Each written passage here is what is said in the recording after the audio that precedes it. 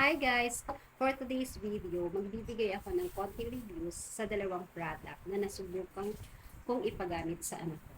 At nagkataon naman na humiyang sa skin niya. Pero guys, hindi ko sinabing porket humiyang sa anak ko ay hihiyang din sa inyo. Kasi hindi pare-parehas ang ating skin type.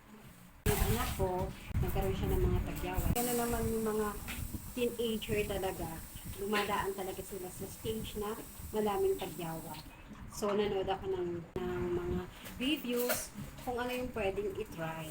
Tapos, may napanood ako na nag-search ako na pwede daw itong subukan. At di ko na patatagalin pa, itong mga products na ito ay Eskinol Pimple Fighting.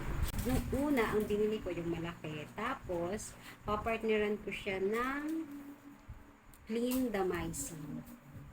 Ngayon, ang stock sa store ay maliit lang. Kaya eto lang yung nabili ko.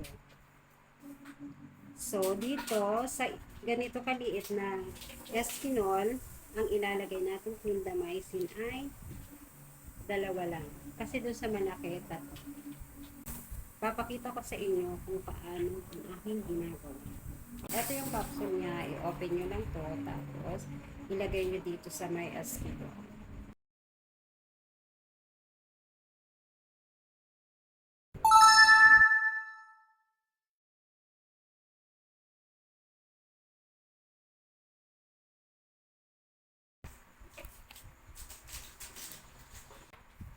Ito. Nung nawala na yung mga tagyawat na, itinigil ko na. Tapos after a month, may nakita na naman akong mga konti-konting tagyawat. So nag-decide naman ako na bumili ulit. Yung maliit na lang. Ang binibili ko kasi yung malaki.